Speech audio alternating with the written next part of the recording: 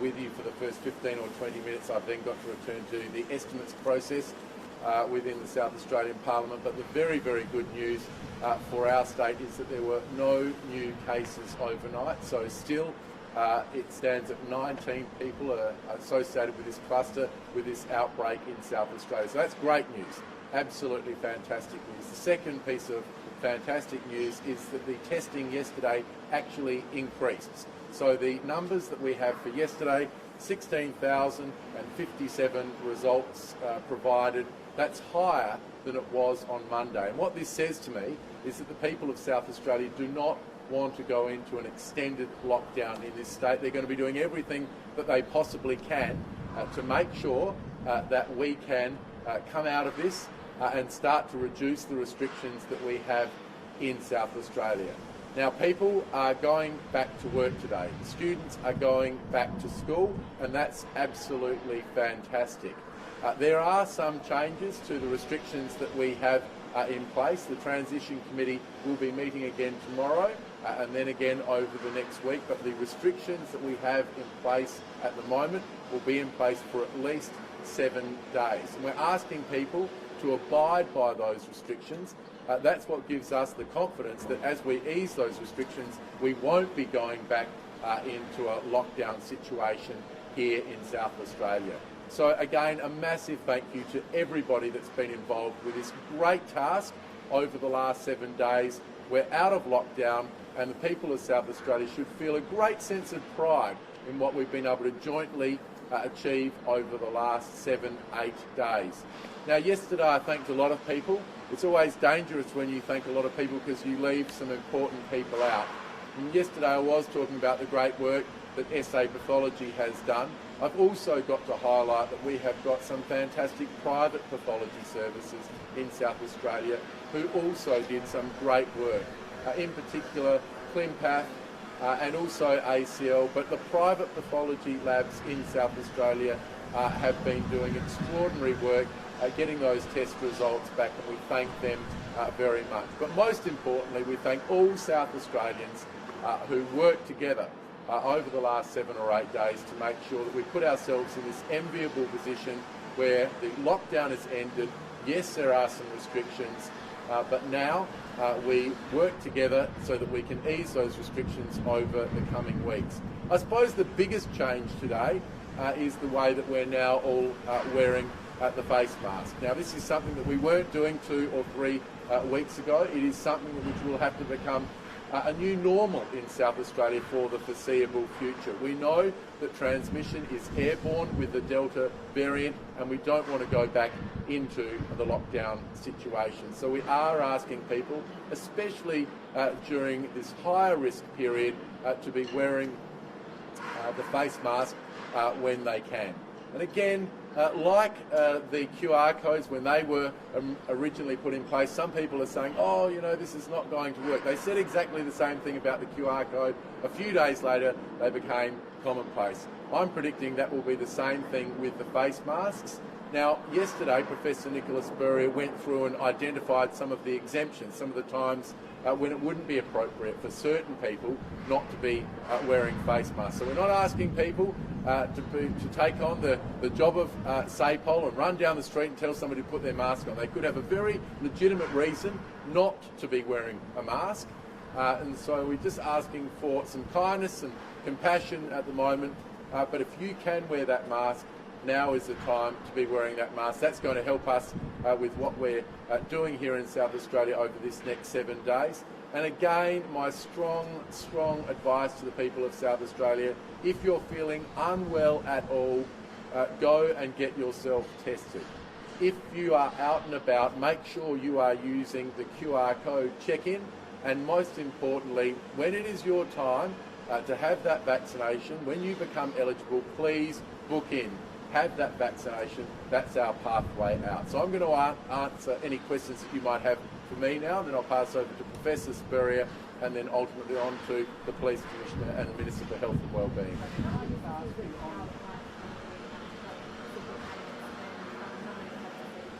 Well, my first update this morning was at about 7 o'clock and 3,100 payments had already gone out the door. So that's 3,100 businesses or sole traders who've got the money in the bank.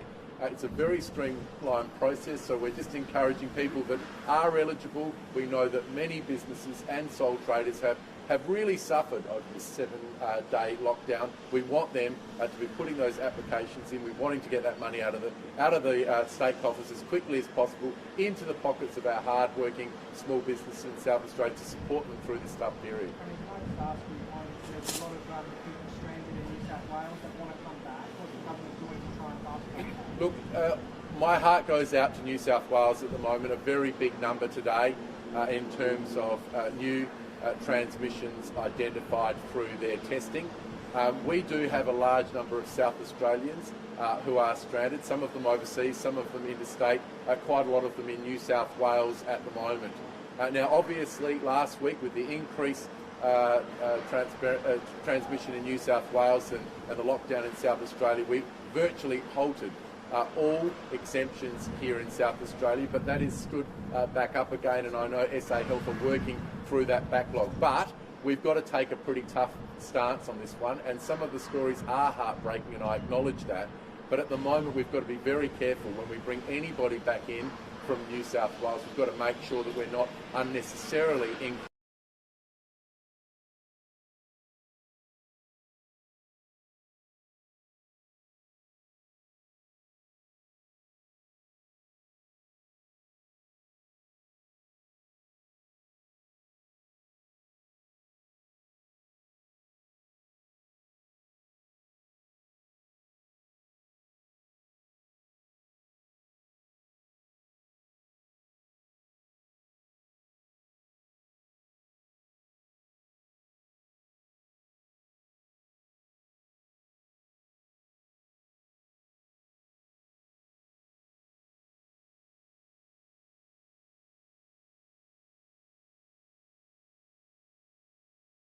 process all of those applications.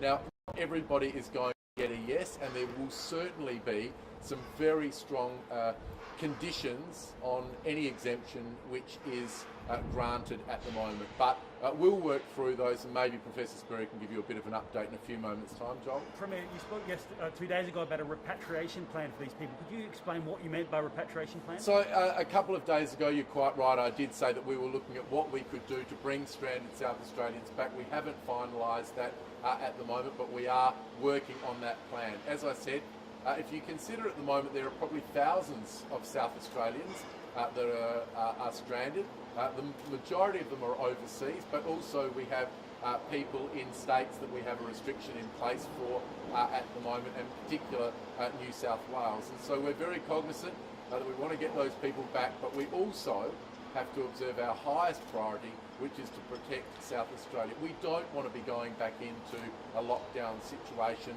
This last week has been extraordinarily tough, so we are taking precautions and we're backing SA Health with their exemptions process. They are working through them quickly as they can, but it is going to be tough to get all of those people back straight away. Premier, the Treasurer this morning in estimates mentioned that he's in discussion with the federal government about providing or getting more support for businesses here in South Australia. What's your understanding about those discussions? So we're looking at this issue at the moment. Obviously, we've moved very, very quickly to support people who were adversely affected with a $100 million business support package and support to people who lost shifts through a joint federal and state program. We're now talking to the federal government about what is next, whether there is an opportunity for us to provide further support for business in South Australia, especially those who are very significantly impacted going forward. So I've spoken with the Prime Minister about this. I've spoken with the Treasurer about this. I think South Australia, since day one, has been very generous in supporting businesses. We know the Commonwealth Parliamentary Office has done an independent audit of the stimulus and support packages that each state has put forward. They've ranked South Australia as the second most generous, just a little bit behind New South Wales. But you'll see that we will continue to support business. We've already, with a $100 million business support package with our first with our first offer, I think, shown how committed we are to supporting businesses through, especially small businesses, through this particularly tough time. But we'll just take a couple of days now to look at what the ongoing impacts are as we get back to reduced restrictions in South Australia. What is the support for those people who are facing another week of quarantine as we all step out of lockdown? And does that fall on the employer to make some kind of arrangement to pay them, or is there some kind of government support? So we do have a program which has been in place almost since day one, because when we're asking somebody to go into directed quarantine, they may have no leave entitlement where they work. They could be a casual employee. In that instance, the state government provides a $1,500 payment for the 14 days as a way of offsetting the fact that they're not earning those casual shifts, and that's been in place since day one. And the reason for that is we don't want to have a situation where an individual might have to choose between feeding their family or actually doing the quarantine, and it's in the state's interest for those people that are doing the 14 days of directed quarantine to stay in there, because if you like, this is one of our highest risk situations. And as Professor Spurrier said yesterday, and I want to reiterate today, the lifting of lockdown does not mean that people that are in quarantine can exit that quarantine. They're at a higher level. These are people that had different restrictions. They couldn't leave the home. These were not the people that could go out for 90 minutes per day to exercise or to go down for essential shopping. These were people that we wanted to very strictly monitor for a 14-day period. We're not out of the woods yet, and it's very important to let everybody know that we are not out of the woods yet. There are still a large number of people, in fact thousands of people, that are in directed quarantine, and we're very grateful for their strict observance of those quarantine arrangements. And it is quite possible that in the coming days we will see new infections in South Australia, but what I'm hopeful for is that those infections will be people that are already in that quarantine arrangement, not people that are out and about in the community. And that is why it is absolutely so crucial that people that are in directed quarantine remain in directed quarantine until they're advised that they no longer need to do that by SA Health. Premier, just on another matter away from COVID, obviously this morning we've heard that Jack Snelling and Tom Kenyon are rebooting a family first party in time for the next election. What's your reaction to that news? Look, I've only just seen this. It's quite extraordinary when you think about it. It's a real kick in the guts to poor old Peter Malinauskas.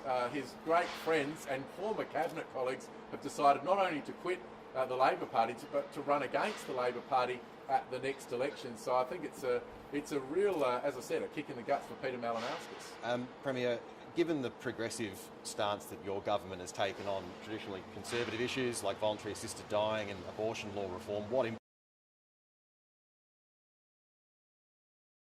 Let's be clear, voluntary assisted dying was actually introduced by a member of the Labor Party, and so I think this is why we're seeing this backlash. Maybe there are people out there that think that Labor no longer represent their interests. There's two very high-profile people now that definitely don't think that Labor stand for what they've always stood for. I think it's a pretty messy situation for the Australian Labor Party. I hope it's not a messy, underhanded, put your family first type campaign like we saw the Australian Labor Party run back in the 2010 state election. I hope this is not a cynical exercise to harvest votes, but if it's not a cynical exercise to harvest votes, it's a very strong repudiation of Peter Malinauskas and his management of the Australian Labor Party. And just on another question, Premier, you were fielding some questions this morning about repayments to countrymen's accommodation allowance and estimates. Which MP is making repayments of their claims in instalments to the Parliament? Well, I announced that in the committee. It was Troy Bell. And do you know how much money you've repaid? No, those issues are really issues for the Speaker to deal with. And as I pointed out in the Estimates Committee, my role in those lines of questioning is really about the budget rather than the Parliament. The Parliament is sovereign to itself, and of course the Speaker makes those disclosures. Okay, thank you. Thank you and good morning. Wonderful to have 0 cases again today. So that makes our Modbury cluster a total of 19. Now there are 2 people still remaining in hospital and they're both in a stable condition. Now the people in their 80s, a man and a woman. There are approximately 80 exposure sites. There's been a couple that have been downgraded and removed, but just to say that we will be anybody who is individually associated with those exposure sites. So just to reiterate to everybody that the source of truth is the SA Health website, to go and look at that in terms of the exposure sites. But if you have been directed into quarantine for the 14 days by an SMS or by somebody telling you over the phone from SA Health, you do need to remain in that quarantine situation for the 14 days. And if there's any change at all, you will be contacted directly by SA Health. I just also wanted to note, and I think this was covered in the newspaper this morning, unfortunately there was a hoax SMS that some person sent around. It makes it very, very difficult for us, and I'm sure all South Australians will be quite irritated to hear about that. But I wanted to point out to people, if you do get a message from SA Health, it will never have a phone number attached to it. It will not be asking you to phone back. It will be directing you to our website. So that's a couple of pointers, just in case you did receive that or you knew about it. And so if there's any doubt whatsoever, we have a call centre, our COVID call centre, and you're more than welcome to make a call. We've extended the hours of that call centre, and if someone can't get back can't speak to you straight away, we will get back to you. So thank you very much. And also just a big thank you. The people in quarantine, those approximately 5,000 people, are doing the heavy lifting for us in our state. And thank you very much for fulfilling those quarantine obligations, including the testing. It is wonderful to see people back on the streets. I'm not sure if I was that pleased about the heavier traffic this morning getting into work, but it's wonderful to see the state starting up again, because it's so important for our social wellbeing as well as the economic recovery of the state. But I am very pleased that we now have evidence, we've got very good evidence that mask wearing does work. And this is particularly so over the course of this pandemic, when there's more scientific evidence now available. And looking at some of that evidence, there's really two ways that the mask works. First of all, if you happen to have COVID and you don't know about it, and many people with COVID actually don't have symptoms, then having that mask stops between 50 and 70% of those particles that could infect somebody else getting through. And then, of course, the second way masks work are by, if you're wearing it and you are in an area where there might be some infected droplets, it prevents you inhaling those droplets and stops you getting infected as well. So until we have really high vaccination rates, and even possibly after that, it's good to get used to wearing those masks. Now, I'm also very pleased and very grateful to the education system. We had a catch-up with the independent schools and Catholic Ed yesterday, and I know that this is going to be something different for high school students this morning, getting your masks out and wearing those in the school situation. Now, I have a lot of respect for young people. They absolutely understand what's going on, I'm sure, and I don't think that they will find this a great deal of bother. So please, parents, support your young people with their mask wearing, and of course the other rules that the school will have put in place during this period of time, as we just are watching things very carefully and closely as we're coming out of that outbreak situation. So one of the things that when we look at the evidence around mask wearing or public mask wearing is that the compliance actually has to be really high to be effective. So when we've given a mandatory requirement, we're obviously doing that in high-risk settings such as hospitals or where there are other vulnerable people such as aged care or disability care. But the bottom line for me is if you can wear a mask, wear a mask. Now, there's reasons why some people can't wear a mask, and obviously I'm not wearing a mask today because I need to be speaking really clearly because I'm at a press conference. But basically, if you can wear a mask, wear a mask. The cloth masks are very effective, particularly if they have the 3 layers.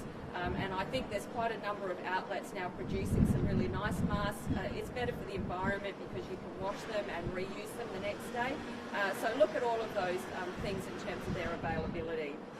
The other thing I just wanted to mention about, because I've had a number of parents contacting me about the requirement for mask wearing and about why we did that recommendation at this point of time for the school students. There's a couple of reasons that went into that. when you look at New South Wales and the experience over there at the moment, it's quite clear that younger people are also getting infected. And I think with this Delta strain, it'll probably, when all of the data comes in, it will probably show that with the Delta strain, children can actually transmit the disease more than what we found with the Wuhan strain last year.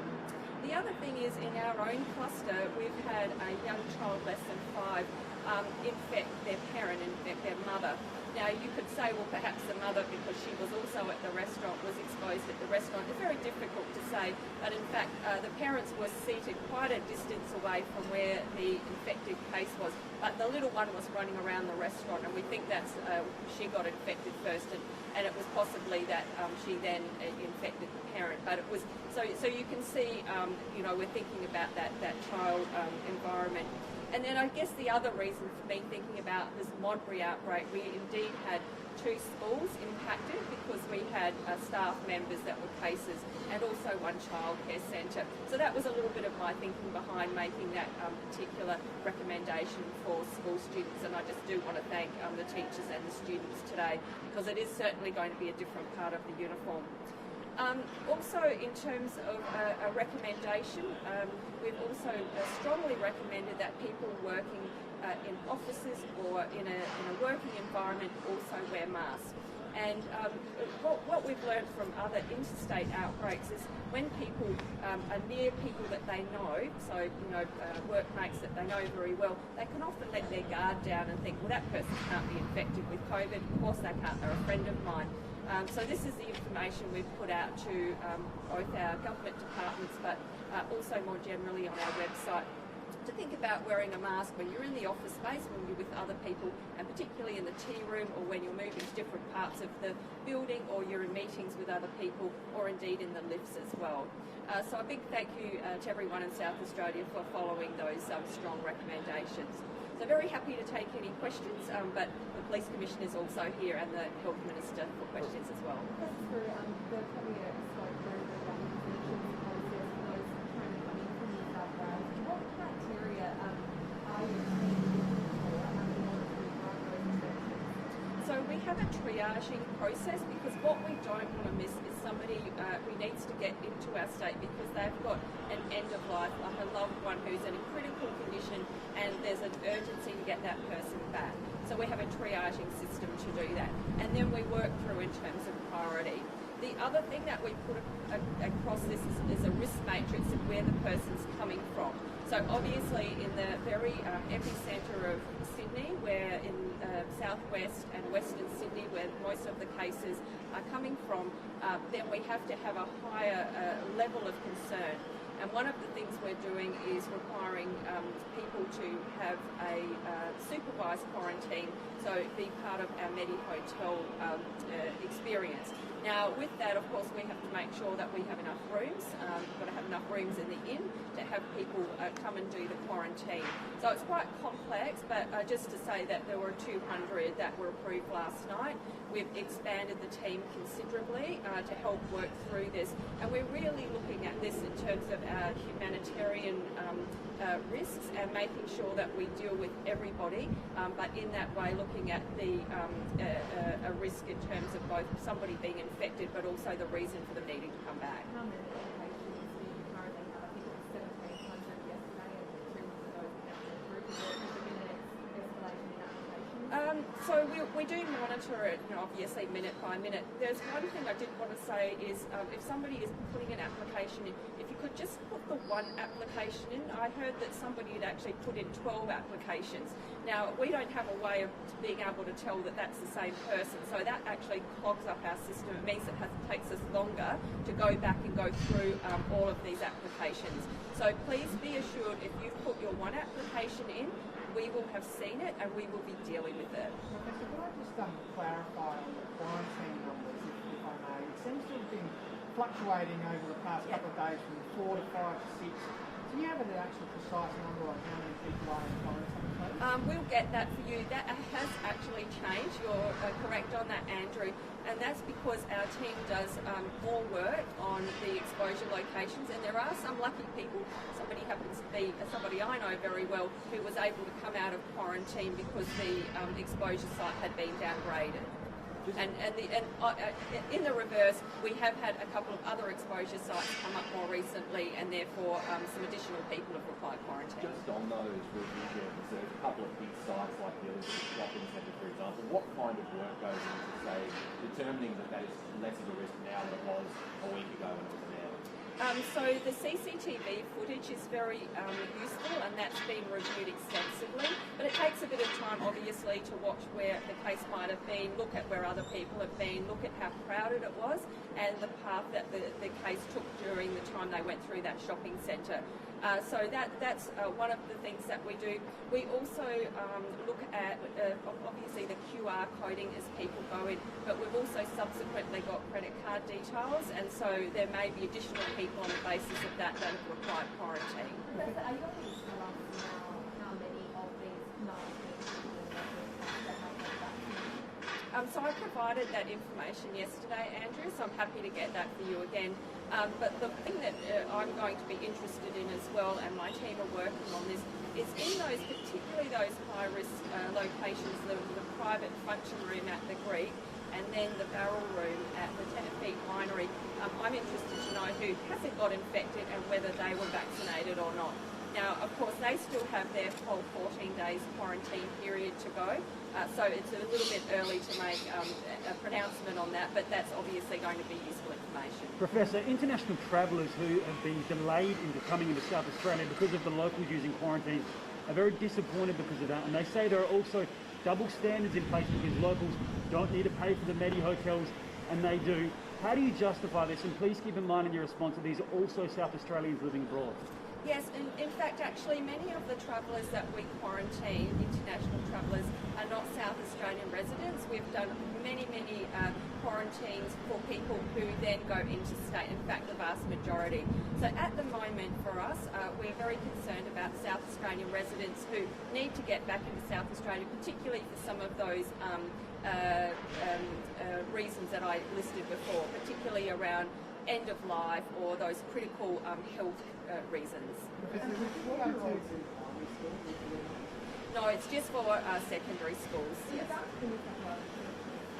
Has there been any change to the rule that people who quarantine their 14 days have to come here and do 14 days quarantine again? There's a case of a woman who's returned from the US who's been fully vaccinated with 3 terms. Is she still subject to that requirement? Yes, she is, and this is just unfortunate, and it's a little bit hard to apologise really, because this is the reason why we've had our state lockdown.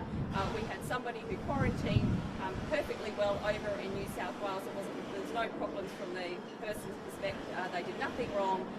They'd been given 1 dose of a vaccine, but they actually were infected and caused the problem that we now see. Do you have any condition updates on people in hospital? They're stable, which is excellent given their age, so they haven't had to go to ICU, so really pleasing. Professor, are you willing to apologise to the Australians who have been impacted by the delays in flights? You haven't really said words to that effect yet to those people who've been affected. No, well, you know what? This whole problem's been caused by a virus. I don't think it's really for me to apologise. I mean, we've had to deal with a pandemic around the world because of this virus. Everybody is trying to do the right thing. I've got a certain responsibility to look up after the health and well-being of the South Australian public, and that's what my job is. We're all working on this together, and I think the whole world appreciates that. Professor, could I just ask you about the timings? You talked about yesterday that the cohort that you were really wanting to now target was the younger cohort, from that sort of 16 to 30, 16 to 14. When would you like to have that cohort being able to have access to either Pfizer or AstraZeneca?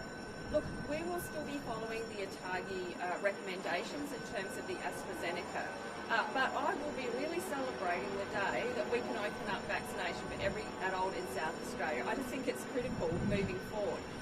Now, obviously, we've got vaccine constraints, and we've prioritised the higher risk groups to start with, but I'll be really pleased when we can get those younger groups vaccinated. Now, just be mindful in South Australia, if you do live in a regional area, you can get vaccinated regardless of age, and the Pfizer's available for you. And also younger people who have a chronic health condition can also get vaccinated with Pfizer. And I still do a tiny bit of work as a paediatrician, and I really want to make sure that those young people who have got chronic health conditions from 16 and up are availing themselves to the vaccine, particularly at this point in time. And when would you like, what hope can you give to people that are listening right now that are in the younger cohort?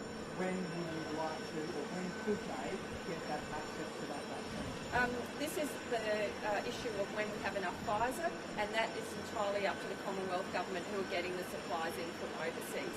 Our team is going to be ready to get everybody vaccinated as soon as possible once we have more vaccine here.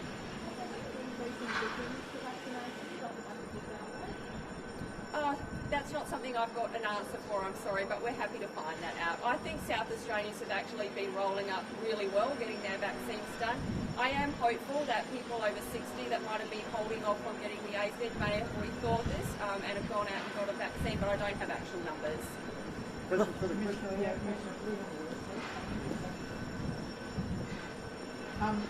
Borders. What decisions or reviews have been undertaken, not only on the Victorian border and the bubble, but also on New South Wales? My team are currently having a look at the border arrangements we have in place for New South Wales in terms of whether there is any opportunity to strengthen those borders. And we'll be examining what we do with Victoria over the next couple of days based on the fact that Victoria's come out of lockdown. But one key element for us is just exactly what Victoria is doing in terms of their border arrangements with New South Wales. So we're looking at that at the moment. We don't have an answer at this point. And what compliance, if anything, are you going to do on masks? Look, my initial observations over the course of the morning are that the take-up of people wearing masks has been excellent. We're not out there to police the wearing of masks in public, indoor places. It is an obligation and a requirement on every individual. So let's all do the right thing and accept those obligations that are placed upon us during this pandemic response. We will obviously, if we come across people who are not complying, inquire in relation to the circumstances. It does, as the Professor and the Premier have said, just because someone's not wearing a mask doesn't mean that they're not complying. They may have a legitimate reason for not doing so. So once again, we're going to work with the community right throughout the course of our response. Can I just also ask you, the Professor and others have talked about the importance of people staying in quarantine despite the lockdown again. What compliance checks or other arrangements is your force undertaking to ensure that happens? We were scaling down our compliance checking on people staying at home as a part of a directed quarantine because there simply weren't that many people that were required to do it. We have scaled that back up because of our 7-day lockdown and the critically important aspect of people complying with those directed quarantines. So once again, we're back there doing that. We are visiting people, but I need to stress we're not simply checking on their compliance. We take the opportunity to make sure that they're okay and they don't need any further assistance. So we're getting good feedback from the people we're visiting, and it's a reminder to everyone if they are in directed quarantine, you should expect that you may get a visit from police just checking on your compliance.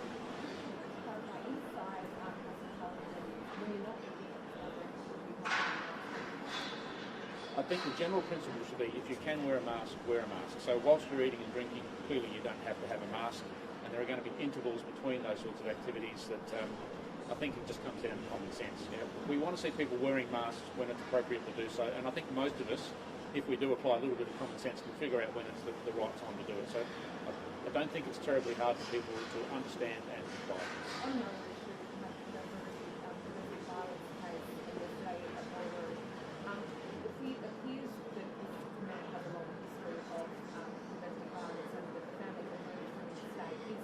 There are times that he slips through the cracks, that he hasn't been on the SA police radar because they've kind of been stuck. Look, it is obviously any domestic violence incident that results in a serious assault and potential loss of life is very distressing. It's just too early for me to make any comments about the circumstances of any particular case. It wouldn't be appropriate. We need to let the investigation run its course. And obviously then there'll be a process in terms of a prosecution or other formal inquiry that we'll look at that. What is the is there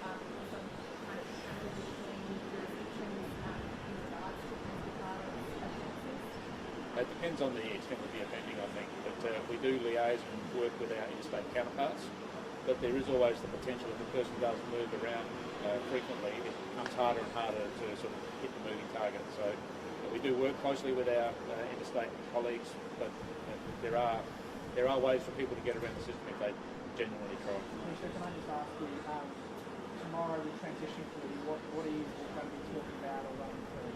Oh, I think the main focus for the Transition Committee tomorrow is an update from the Professor in relation to how we're travelling, any further data we can access in terms of the current risk to the South Australian community, and what may occur at the end of this 7-day period after the ending of the lockdown. We'll also be looking at our border arrangements, so fairly sort of detailed discussions need to be had. Okay, thanks very much. Thanks a lot.